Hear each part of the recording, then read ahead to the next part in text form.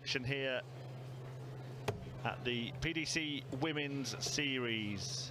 Okay, so it's Rhian to throw for the bullseye first. Owen Binks getting proceedings underway in this second round tie. It features Rhian Griffiths, the Welsh woman, 41 years of age, who appeared at the Women's World Match Play in July in Blackpool. Not had the best weekend. And she takes on Rebecca Hoyland, who we did see yesterday and became familiar with her style, which is, well, slow. Yeah, not in terms of throwing the darts, but she does have that journey of the 1,000 miles walk to retrieve them. We did see Fallon Sherrock win her opening match here on the streaming board. She beat Aurora Focasato. We've also seen wins already for Makuru Suzuki in round 1, 4-1 over Donna Gleed. Felicia Blay, Fallon's sister, 4-0 against Jane Shearing. Kirsty Hutchinson, Eileen de Graaf, Lisa Ashton, Robin Byrne, Chrissy Manley, all getting 4-0 wins as well. But Laura Turner was beaten in the opening round. 45. Lost out 4-3 to Louise Pearson. Rhian Griffiths actually only picked up a couple of victories yesterday. You would expect more from her, having been one of those 8 players to make it to the match play. Yeah, most definitely. 2 quarterfinals in Hildesheim as well. Quite surprising when we were casting our eyes over yesterday's results that Rhian Griffiths had those early exits.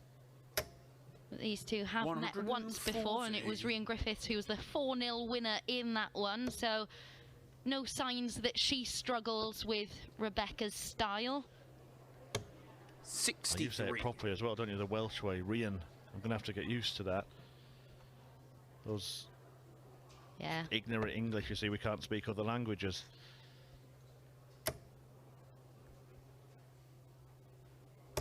Yeah, she's from Johnny Clayton territory as well, so need to get that one right. Yeah, Wales, I said. 43. We expect this from the English in the build-up to the World Cup, but I'm sure we'll be the ones who are still speaking afterwards. You'll be hiding away. 28. But it's not going the way of Rhian Griffiths. A really poor visit from her there, just shaking her head as she walks to the back of the booth. Bo Greaves has got her campaign underway. She's 1-0 up in her opening match against Deborah Watlin. Corinne Hammond 3-1 up against Fonsavan Willis. In fact, they're on corresponding boards, Hammond and Greaves. Not the same board, but could play each other in the last 16.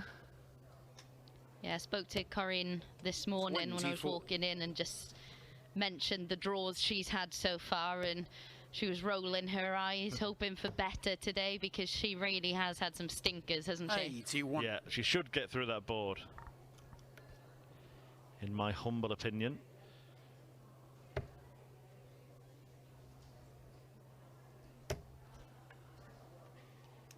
It's quite interesting as well, speaking to a lot of the players today. Of course, we do need to remember that whilst we're focusing on that race for the World Championships, we do have that rolling order of merit for next year's match play. And the players are very much focused on that, those who can't qualify for the World Championships, of course. Lorraine Winstanley was saying how much that's her focus. 8-8 the focus for Rhian. Game shot. She gets that first leg on the board. Yeah, and it was Lorraine Winstanley who she met at the match play, actually. Losing out on that occasion. But yeah, I think a lot of players are focusing on that. We saw, didn't we, Dee Tedman miss out, but has played in every event since they announced that it would start straight away, even travelling to Hildesheim.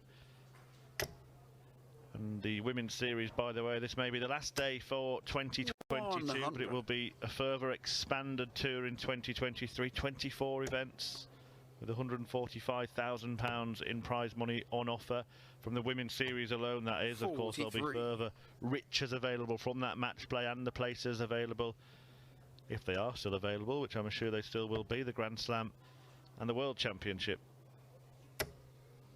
Yeah, plenty of incentive, and we're already reaping the rewards, aren't we, of this women's series. The standard improving across the board every time we have one of these events, really. Players getting more accustomed to the surroundings, 45. to the setup, and we're seeing a higher standard across the board the more we progress. And I think that challenge not only benefits those players who are progressing themselves, but that challenge for the likes of Lisa, Fallon, 57. and even Bo, certainly going to bode well for those as well. Those two wins mentioned for Griffiths yesterday were both in the first round. 65. Lost in the second round in each event, but she is in the second round without having to play a first round game today. So if she wins the first match, she'll have had her best run so far.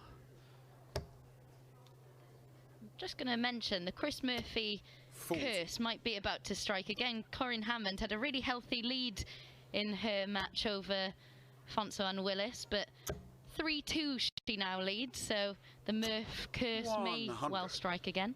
What do you mean again?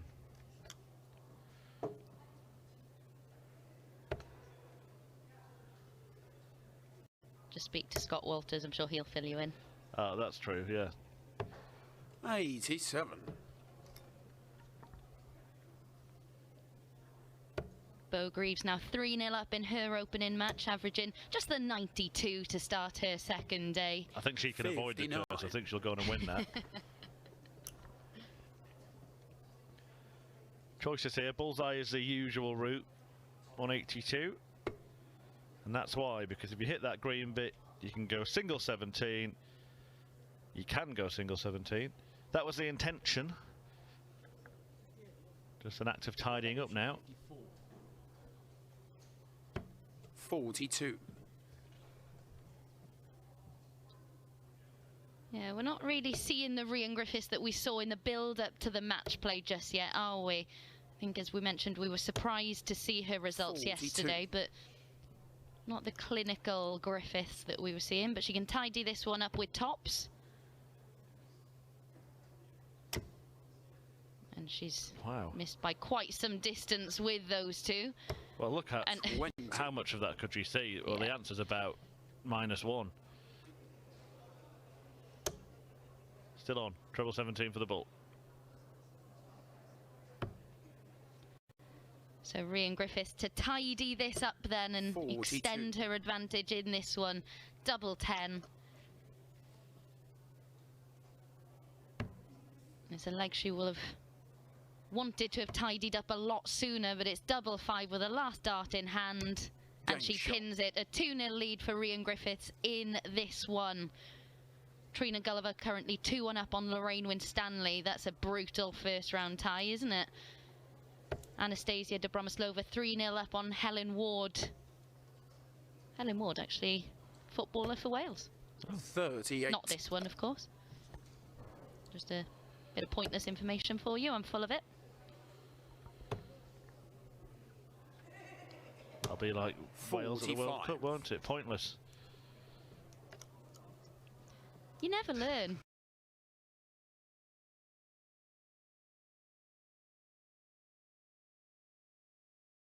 Let the standard slip any more, because Hoyland's certainly capable of springing an upset here.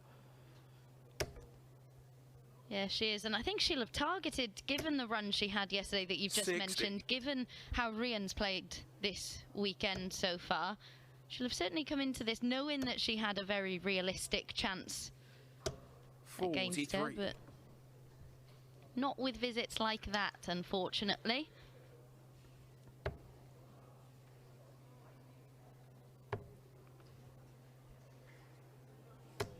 $96.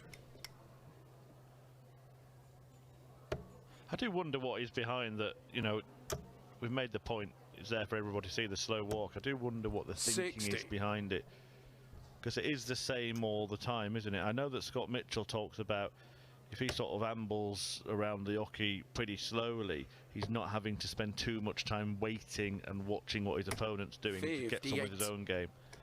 I actually watched her walking into the building this morning. I didn't set out and have that as my intention.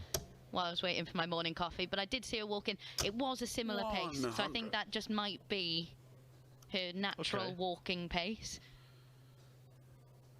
That's why you're an hour late getting in, was it?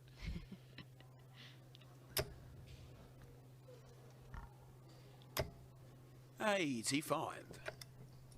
But as we mentioned yesterday, there are certainly some players on the circuit who that will really, really affect. Yeah, and maybe Katie Sheldon was one of them. 100. Didn't see that game, so not sure if it was the case, but she races not just through the darts, but across the hockey to retrieve them and back as well.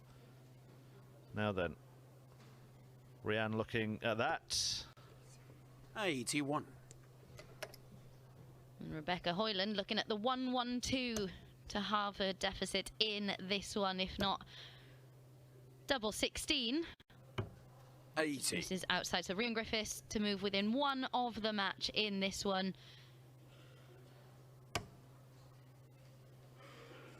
Double 18 for it. And she pins it at the first time of asking. Interestingly, you mentioned that we didn't see that Hoyland-Katie Sheldon match. I did actually see it where we're positioned in the commentary box. It is, we do get a good view out onto the arena and all the outside boards, and I could actually see them playing, and Katie Sheldon in between pretty much every visit was going back to the table, fiddling with her darts, picking up a cloth and doing just a crossword. Yeah, I think she completed every Wordle that's existed in that space of time. 85. But you know, she did find a way. It didn't seem to be getting to her too much. She kind of set into a new rhythm where she was picking up her cloth and then, you know, doing different things. But 100. mentally, maybe having that extra time wasn't so beneficial for her. Yeah, and you can understand it, and we've seen it in the men's game as well, plenty of times. I actually have good authority that 20. Rebecca Hoyland once went out on a Saturday morning for a newspaper and came back with the Mail on Sunday.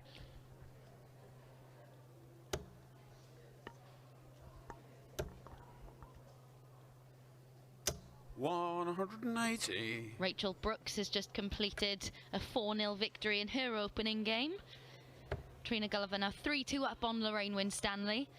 And Dita Hedman racing into a 3-0 lead in 58. Her opener as well. Well, forget the pace. That was an absolutely brilliant visit from Hoyland. And it means that this match might end up going on a little longer because she's down sub 200 with Rhian on 338.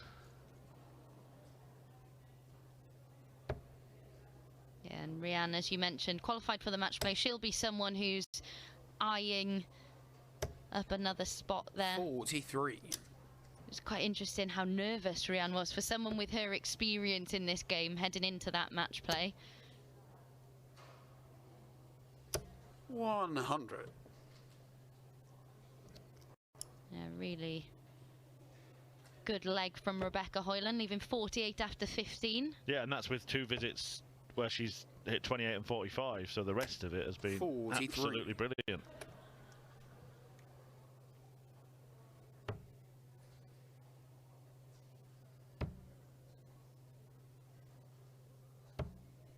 She's unable to finish it off in 18 darts.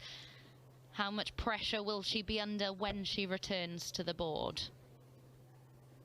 What she doesn't want to do is end up starting to go inside these doubles, 60. Inside the 10, then you're on 5s. If you go inside that and you've left 5 in bits, and all of a sudden, well, that's different. That wasn't a permutation you left us with there. No, but it was better than 60. The one I did leave you with. Even leaving double 2 is better than coming back with 5 remaining, isn't it? All part of the master plan.